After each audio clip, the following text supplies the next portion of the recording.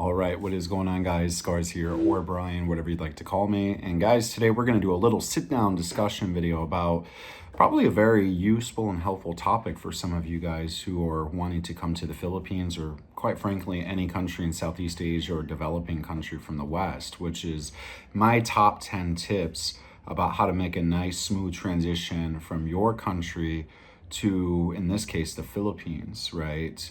And also how to look out for certain things and adopt to certain aspects of the culture. So let's get it right into the video, guys. So first and foremost, definitely culture shock is real, right? And being ready to adapt from your Western way of thinking to now a more developing culture aspect, right? First of all, Filipinos, right, in general, I would say 99.5% of all interactions I've ever had with Filipinos, right, have been extremely warm and friendly, right? And people are very family oriented, right? Community oriented, right? You're going outside and people are, treating you like you're already a part of their community or their family. It's something I've never, ever experienced in the West before. So that's something that was definitely a real culture shock for me, but in a very positive way. Yeah, and also, part of that is just kind of go with the flow of things in life, right? In the West, we're kind of used to a very strict deadline, things moving and operating quickly. Here, they have kind of what they call is the Filipino time, right? Which is kind of just going with the flow of time, right? And that's in all aspects. I think I've made a video or discussed this before, that, yeah, things aren't going to move as quickly as we want in some cases, right? But I think that if you learn to, be open-minded, right? And again, just learn to go with the flow, then the culture shock aspect can be really easy to adapt to, right? As I've always said, right, never try to compare things back to your country, right? You have to recognize you live in someone else's culture, right? So learn to adopt and just develop patience. That's super important. Number two, the climate, right? The weather. It is hot, it's humid, rainy, sticky. It's everything, right? The Philippines is obviously a very tropical country, so you have only two seasons in this country. You have the dry season, which is usually from December time. I think November is the start usually, but November or December up until about May. And then once May hits, all hell breaks loose, and it's just extremely rainy and just torrential downpours all the time, right? Which is also the typhoon season as well. So when it comes to natural disasters, expect that that's a possibility of something that could happen, especially if you live along the coast side of the Philippines, right?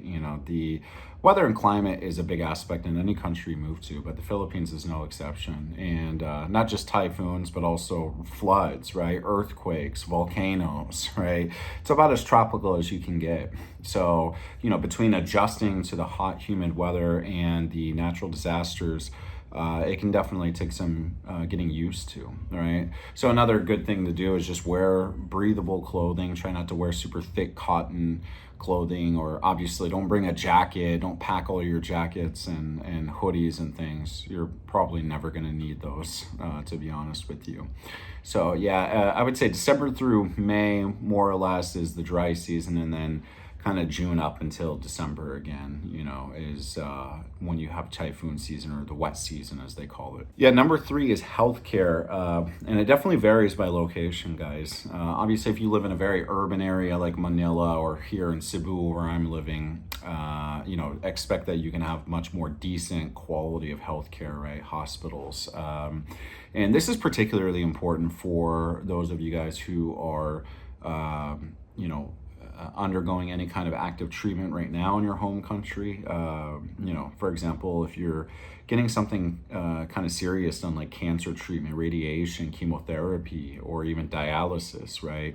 Those are things that maybe you have to keep in mind when you come here. Are you going to have good, easy access to those things, right? Obviously, the cost of those treatments are going to be significantly less, but can you get those treatments, period?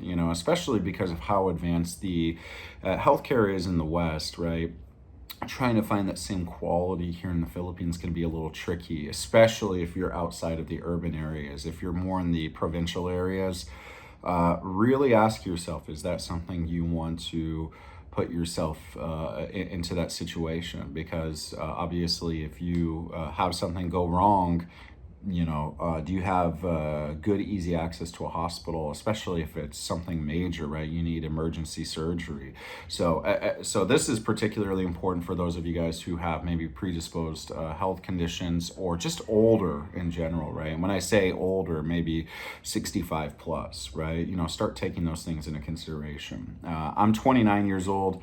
I'm in Cebu City. Luckily, thank God, nothing has happened to me over the last year. I don't have any kind of active medical condition that needs treatment, but that's something for you guys to really think of doing. And especially for those who are older, maybe consider some health insurance as well, or some form of international health coverage as well. I don't have any specific details on it, but do your research and you can find some good options.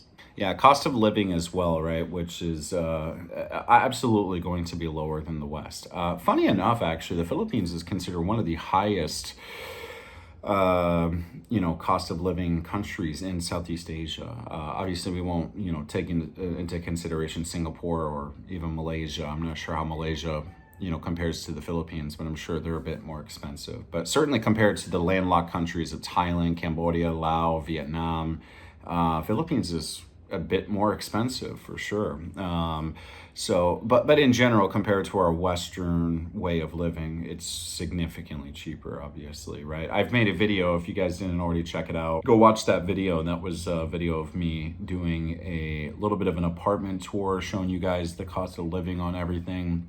And if you guys have questions about anything of cost of living, always feel free to ask me, right? But it is definitely a low cost of living, but definitely know your budget, right? You have to take into consideration things such as your rent, obviously, your food, right? Services, obviously, that you need to get done. Imported goods also, if you're trying to get things back from the West that you're used to having, your favorite snack or food, definitely expect those things to be more expensive. So no matter what, unless you make an exorbitant amount of money, definitely just budget yourself. I've mentioned before on multiple occasions, I have a very tight budget of 800 to 1,000 USD per month. So even though my rent cost might be 120 USD, my electricity kind of fluctuates a little bit, but I still have to really take into consideration my month-to-month budget, make sure I can, hit those marks and still afford everything I need. So definitely take that into consideration. And tying into that also, guys, is the internet as well, right? The reliability.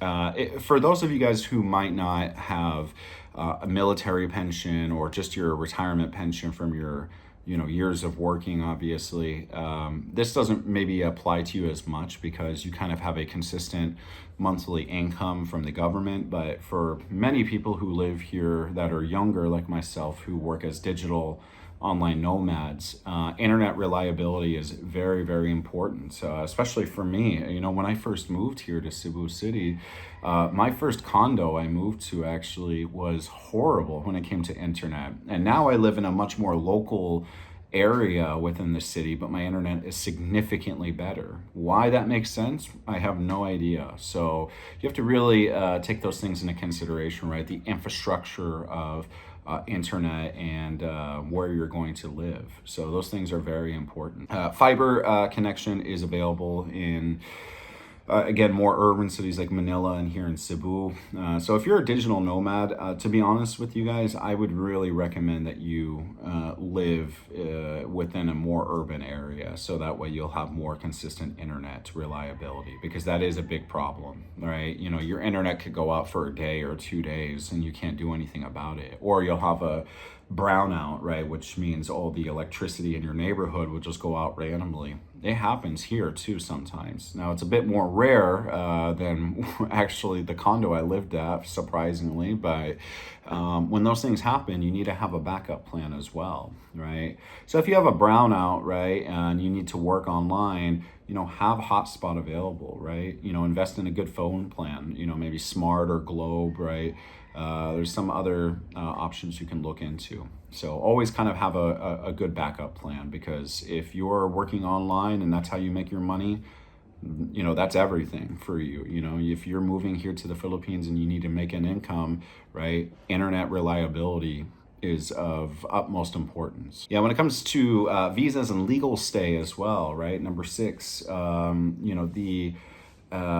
think visa options vary depending on what country you're coming from, but I would say for most Westerners, and obviously me as an American living here in the Philippines, you can enter here initially visa free for 30 days, and after which you just go to your local BI, Bureau of Immigration, and you will just fill out a little piece of paper for your tourist visa extension, which I think you can do for another 30 or 60 days initially. And then after that point, then you'll have to fill out what's called an ACR card, or Alien Certificate of Registration, which just kind of signifies your, here longer term as a tourist, right? And in that case, you'll just pay a little extra for that, and then every month or 2 months you'll go back to the BI office and just fill out your extension. I think they have 1 or 2 month options at the moment. They used to have 6-month options. When I first moved here, they stopped doing that, which I'm really really bummed out about. But to be honest, how many countries in the world can you live in and go to your local immigration office and just keep extending your tourist visa as much as you want? And for me as an American, like I said, or many Western countries, you can extend your tourist visa up to 3 years. So you can stay in the country consecutively every month, 2 months, all the way up to 3 years. You leave the country for 1 day, you come back, restart the process again. I mean, that's about as good as it gets, guys. And for some of the older folks here in the videos, they obviously have the retirement visa or the SRRV options, which I don't have any details on. Just look up SRRV in Google, and you can kind of look at the instructions for that. I'm 29, so I think I have a little bit of a ways before I'm able to apply for that. And then, of course, the spousal visa. Right? If you're a single guy living here, you get in a relationship with a Filipina girl, and you want to get married to her, then that's great. You can have that immediate extension as well, under a spousal visa. So, but just so important, guys, because I've been victim of this myself. Well, not victim, but I've done this myself, which is, making sure you follow the laws of immigration, right? So don't overstay, your visa. I think I overstayed my visa at least 2 times when I lived here, but luckily they're very lenient and don't give you really a lot of problems. But if you make a habit out of it, and especially if it's a really long overstay, expect the possibility they could deny you. And also, guys, when you go to your BI office, don't have a bad attitude. Don't give them problems, because they have every legal right in the world to deny you. So when you go in there, have the best behavior you can. That's all I can say. Just be respectful. That's all I can say. Just go in there, be respectful. And like I said, Filipinos very hospitable. Even the Bureau of Immigration officers, they control your whole life in this country. But as long as you're respectful to them, yeah, you'll really never have issues. 7th tip, guys, is safety and scams, right? To be completely honest, the Philippines is one of the safest countries I've ever lived in. I think Vietnam might be even safer, from my experience living between there and here. But I've been here a year and 3 months, and I just uploaded a video, which if you guys didn't already check that out, which is something along the lines is the Philippines dangerous, at night. And I obviously showcase that the Philippines is a very safe country as long as you're using common sense. And I know some people say, tried to mention that, there's certain dangers that exist you have to watch out for, that they had a bad experience. Guys, everything is so situational. When you're in a country with over 100 million people, there's going to be the 1 or 2 oddball situations that stick out. But in general, again, if you're just kind of using common sense, you're not going out flashing gold chain around your neck, flashing money or telling people you have a lot of money with you, I mean, you're not going to have problems. If you're in a developing country, yeah, there's going to be people who are very impoverished. And obviously, if you put yourself in a bad situation, expect something bad will probably happen to you, right? But I've been here a year and 3 months, never had any issues, right? So especially for violent crime, right?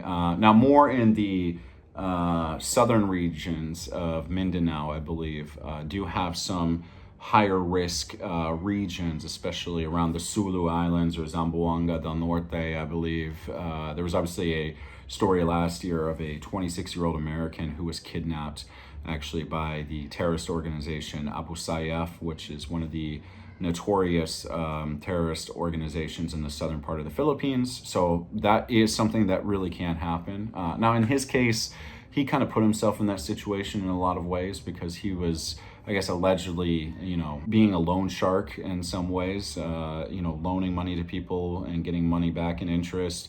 When you're from the West and you're doing that in an already developing country, especially in a dangerous region like there, you're just kind of setting yourself up for something bad to happen. And the fact that locals warned him many, many times and he still ignored them and stayed there, right? If you're in a developing country and you have locals warning you about something, take that very seriously, right? Because there is absolutely a risk something will happen to you if you ignore those warnings. Right, but in terms of petty theft, right, pickpocketing, right, that's something that can definitely happen. In fact, I've been pickpocketed in Peru, as a matter of fact, in South America, which is yet another developing country. Although Peru is significantly more dangerous than here in Philippines, I strongly believe that. But just keep your pocket safe or wear one of those little bags in front of your chest. I'm not sure what those things are called, but just keep your valuables protected, guys. That's all that you can really do. In terms of scams, though, that's probably the most common, issue you're going to run into in the Philippines, right? I go out to the street all the time, and now a lot of the locals here know who I am, but keep in mind that if you're new to the country, they can kind of sniff you out, right? They can tell, oh, they don't really, look like they're from around here. And they might charge you 2 or 3 times the price for certain things that most locals will never pay that much for, right?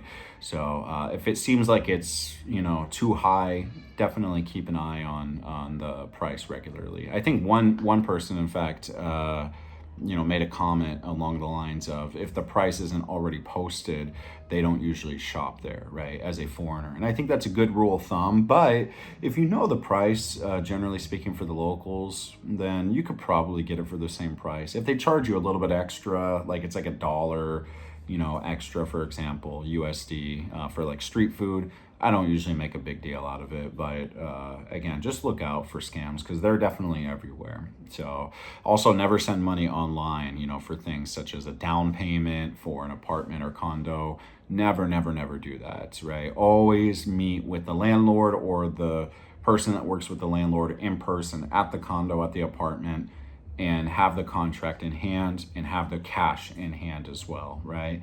Don't pay for anything unless you already have signed the contract, right? And especially don't pay them online prior to even visiting. You're just going to set yourself up for a scam, 100%. All right, guys, I know that was a lot for number 7. Number 8 is learn some of the local language basics. I've been here in Cebu City, as I said, for over a year and 3 months now, more or less. And although my Bisaya is really bad, I have noticed how happy people are, right? When you're able to, even conversate a little bit with some of the basic vocabulary. I always get kind of embarrassed because when I start using some of the basic vocabulary, then it's like they try to talk to me in full fluent conversation and I have to say, oh, no, wala ka sabod, I don't speak Bisaya. So you really have to kind of keep that in mind, right? Obviously, if you're going to come to someone else's country, just learn some of the basics. It goes a long way, right? People will smile, right? They'll be happy that you took time, to learn their language because they don't see it very often.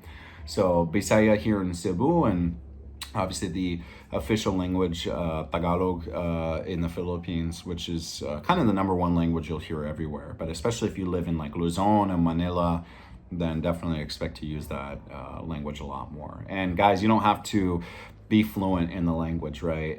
English is the second official language of the Philippines. Not everybody is able to speak it at a great conversational level. You'll have English conversational fluency at various different levels. I've found that most people who are around college age or young, mid-20s, usually have a much better English fluency, and especially here in the urban areas, like here in Cebu or Manila, you can expect definitely to have better English, right? But if you go to the province, yeah, definitely a little different, but you'll always find someone to have a conversation with in English. Yeah, number 9, transportation is an adventure. It really is, guys. When you're traveling, right, as I kind of showcased in my last video, traveling at night, right, there is multiple different transportation options, right? Jeepneys, tricycles, which I forgot to also mention. I'll try to show some photos, right? Jeepney, tricycle, right, motorbikes, they kind of dominate the local transport.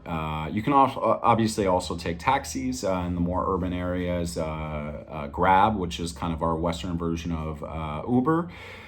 Maxim as well, which is kind of a slightly cheaper version of Grab, but has a little bit more risk, I guess, for scams. But I found that there is so many amazing ways to travel around the city, especially. Jeepney is kind of my number one way of going from one direction to the other. Jeepneys kind of follow this straight back and forth path, right? So if you're trying to get down the road in a far direction, taking a jeepney is great because you're paying like 12 to 15 pesos, which is like a quarter, right? 25 cents USD. So definitely, yeah, that's a great option. Tricycles as well. Trikes usually charge per person that's on the trike itself, which is usually around 15, 20 pesos, and it can hold like 6 people on there. So, but if you want the trike all to yourself, expect that you'll probably pay around 100, 150 pesos, depending on, you know, how much they want to charge you. But motorbikes as well, very cheap. Definitely a great option if you need to go in far, distances, and you want to keep your cost a lot lower, right? Compared to a car, right? A taxi, it's going to be significantly cheaper. But that's if you can handle it. For me, I'm 6'5". I'm a very broad dude. There's no way I'm taking a motorbike. I always take either a bus, right? If I need to go to another part of the city, right? And I have a lot of free time, or if I need to get somewhere quick, I'll just take a Grab. And that's usually how I do that. Also tying into that, guys, with transportation, as I mentioned in a video I did with Alex, living abroad, I mentioned that the traffic here is insane, especially in these urban areas, right? Again, Manila, Cebu, right, Dumaguete, wherever you might be, Davao probably. But particularly in the 2 biggest cities, traffic is significantly, varied depending on what time of the day you want to go travel, right? But there's huge spikes that will come out of nowhere, right? If there's a car accident, for example, right? Expect that it could take 20, 30 minutes extra just to get through it. All right. The infrastructure, unfortunately, in these cities aren't very well built. So there's not a lot of lanes, right, to travel through. So it seems like everyone's kind of, funneling into single lane roads oftentimes, right? And a lot of people go through back roads as well, which are obviously very poorly built infrastructurally. So traffic just spikes all the time. So definitely expect that. And if you're trying to meet someone at a certain time, give yourself at least 30 to 45 minutes extra in advance, right? Maybe even an hour if it's peak time, like 5 p.m., for example, right? So those are things to really take into consideration. Guys, and the last piece of advice, I know I've been going on in this video long enough, but it's just respect local customs and be humble, right? As we've kind of showcased in a couple of videos, right, about people who come to this country, and really, quite frankly, any country in the world outside of their own, and being disrespectful to the locals, right? And especially in a country like here in the Philippines, where people are just extremely friendly and extremely hospitable, right? I mean, God, I go outside all the time and people just smile and they say, hey, good afternoon, how are you, right? And they're out there doing back-breaking work, right? They're carrying these huge water jugs on their shoulders, right? It's 32 Celsius, you know, like 88, 89 degrees Fahrenheit. It's humid, it's hot, right? You would think, right? Like they don't want to be talked to. They're just trying to do their work, but they really go out of their way to just like smile and say hi to you. And so for some people to come here and disrespect that, you know, it's just, it's kind of mind boggling. How can you come to a country and disrespect people that do nothing but show you kindness and care, right? I took a bus, you know, from the province today, right here back to Cebu City.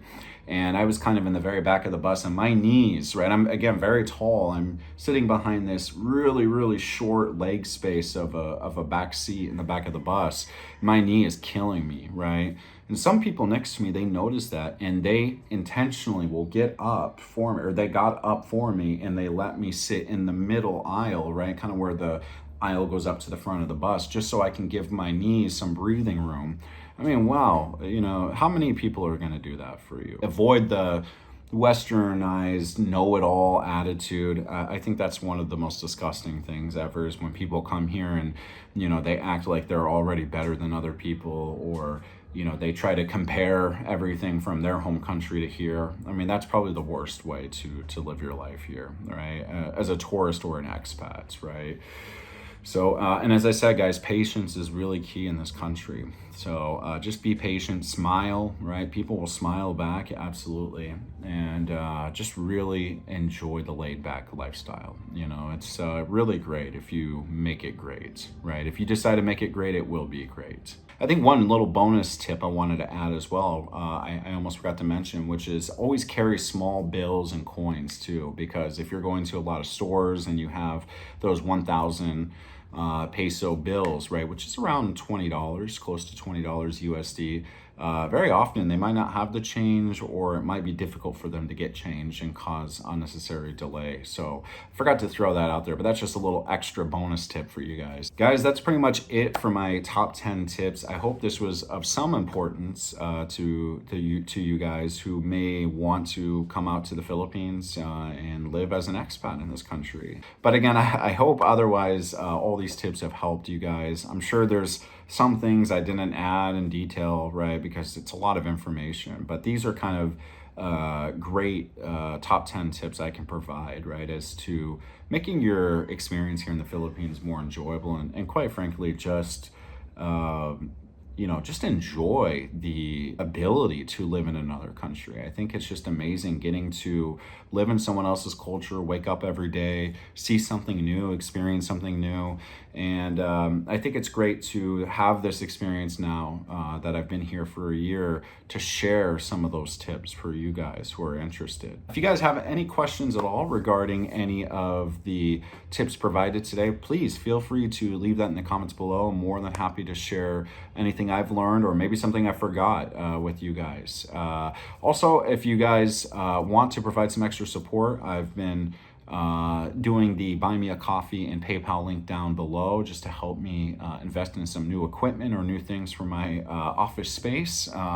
Otherwise, just watching the video, liking, subscribing if you're new, really just means the world to me. I've been going on long enough, so hope you guys enjoyed the video, and I will see you in the next one. Peace.